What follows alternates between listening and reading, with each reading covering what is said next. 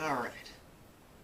Today we're going to be taking a look at this beautiful monstrosity. This is, of course, the automatic BuzzBee Tommy 20, which was later reshelled as the BuzzBee Mech 20, which was the same in operation, had a slightly different form factor, same ridiculous, bulky, bright orange muzzle, which is lots of fun. Includes various features like a rather comfortable handle, a 20-dart automatically rotating turret, horizontal flywheels, a very nice foregrip, and had a very comfortably shaped but not comfortable in size stock, very reminiscent of the Nerf crossbow. This one's been cut off because of future mods that I'll explain later. And, you know, the only real downside with the stock BuzzBee Tommy 20, besides the oversized gap in the flywheel cage for BuzzBee sticky darts, which as we know have rather larger heads than your standard Nerf darts. They're also shorter, the BuzzBee stickies that this was meant for. It only ran off of 4.5 volts provided by 3 AA batteries that would go in a tray that's here, which I've removed to mount this switch. It'd be nice if I could put the cover here, but the cover mounts to the tray, and the tray is held in with 3 screws independently on the inside of the blaster, which is very nice because you can assemble the blaster without removing the battery tray, or technically without removing the batteries, although that is recommended. The real detractor from the Tommy 20 was the fact that this is your off switch. You would put 3 AA's in here and immediately would start revving unless you broke the front of it like this. There's 2 sets of contacts in here which I've maintained, because why wouldn't you? Otherwise somebody, not knowing that you just hardwired it in there might flip this open and start pulling on the wires that are attached to your motors and switches and various things. Inside of here I have a 42.5 crush standard or non-canted worker cage, polycarbonate cage, held in with a homemade piece of brass angle, which uses the stock flywheel cage mounting location for the BuzzBee Tommy 20. And it's wired for 3S off of 3 out of Dart's Valkyrie motors, which are a 3S motor, with 2 of the knockoff brand switches, or the Tensu switches, which are clones of the Omron switches, which I have no problem running Omron clones because, well, 1, they're like half the price, and 2, I highly doubt they're ever going to be defective.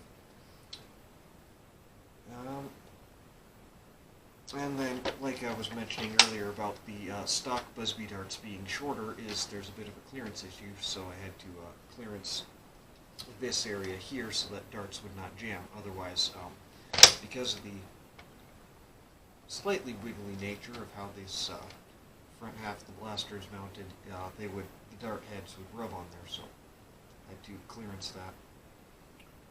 Other than that, there's not much to it. I've got this wired so that you cannot power the rotation mech and pusher mech, which run off the same motor, without it revving. So the rev switch, or the firing switch here, which is activated by the trigger, very nicely. Very nice with this cover off. You can see everything that's going on with these switches anyways. You have to be revving in order for this switch to get power. Inside of here I have a 40 amp fuse, just in case of a short of any kind. Hopefully that would blow before anything melts or lights on fire. And then because I forgot to order an XT60, I wired this up for spade terminals, and I do have this, this is a 12 volt power point extension that I wired with an XT60 connector on one side and spade terminals on the other side, because I do keep spade terminals on hand anyways.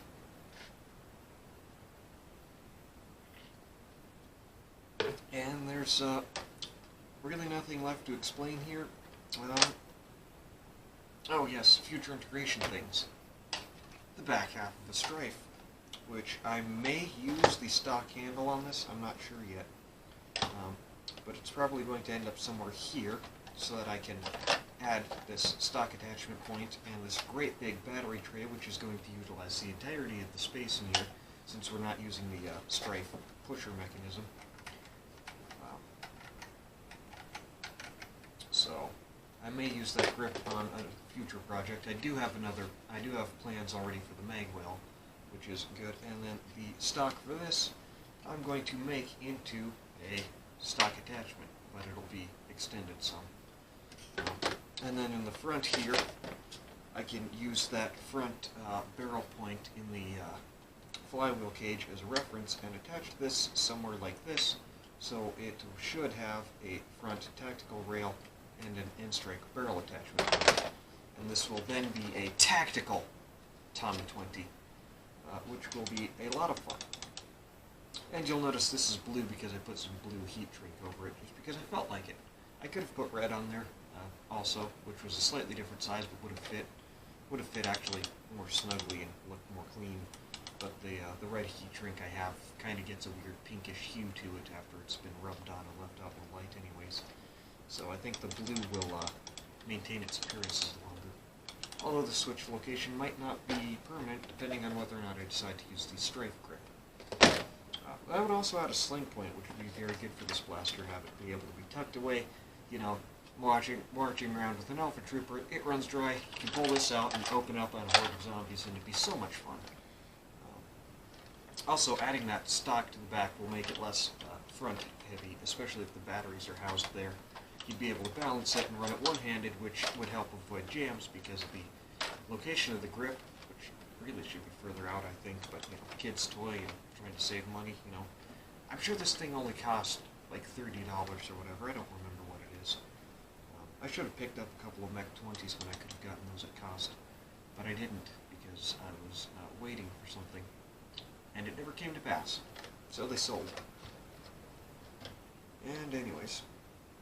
Also, thoughts on the color scheme for this when I'm done with the integrations, because I'm not sure if I like the, you know, dark hunter green or not. You'll notice here where some silver Sharpie had been used for highlights, like here, which I can't really get into there to sand that very well. Very easily, I should say. The stock sticker, I think I will maintain. You know, I'll tape around it and clear coat over it, because it's fun, and everybody else would remove the sticker if they painted theirs, and that's just no fun, being like everyone else. I think there were stickers in here, kind of like this, you know, in that beautiful, you know, early 2000s styling.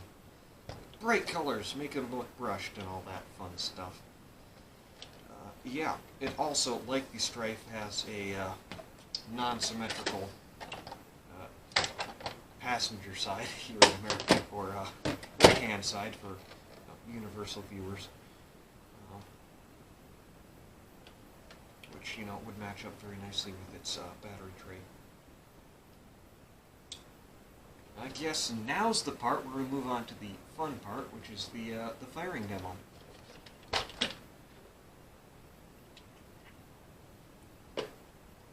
The thing is this is getting, you know, dart hose, almost shotgun-like performance. I don't have any lipos, and this is wired to 3S. I have this Eternity 9.6 200 milliamp nickel metal hydride battery that Out of Darts used to carry back when he had his Etsy page. He might still have a couple of these left in stock, but he's not ordering more of them, unless maybe like you know, shoot him a message and be like, hey, I really want this battery. Although I don't recommend this battery particularly, since it has the two divided cells like this. It's like this is 9.6, which means 4.7 of those volts is coming out of each of these, maybe. How is this wired anyways?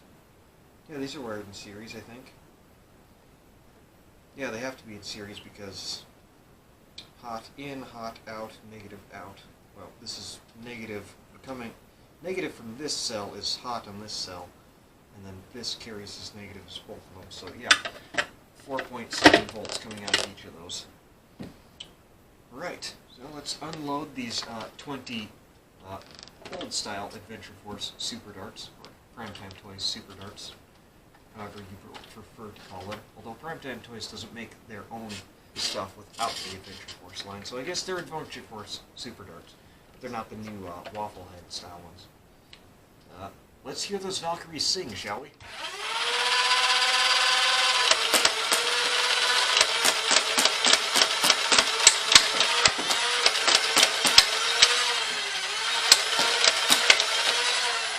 Let's hear those Valkyries sing, shall we?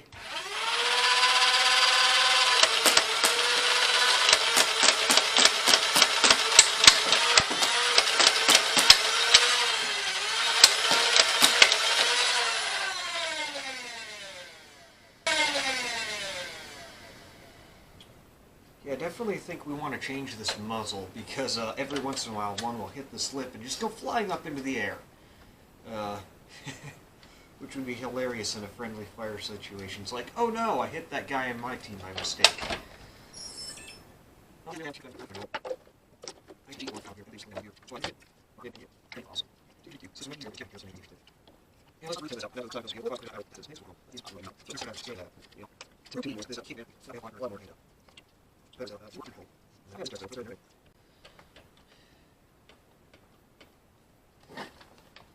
know that because it's one of the multiply repaired darts that I filled the head in with hot glue, giving it this cute little belly button.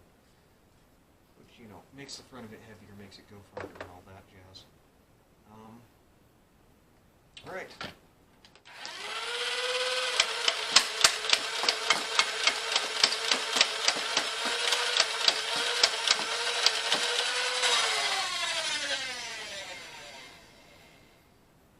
So now that you've seen it empty itself at that kind of rate of fire, I have this question for you.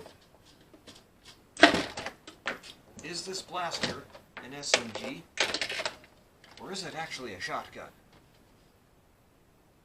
Yeah, that's a pretty arrogant question. Yeah, arrogant. That's descriptive enough. What do you think? I'm sure you like it. So, like the video, leave a comment. If you're not subscribed, you know what to do.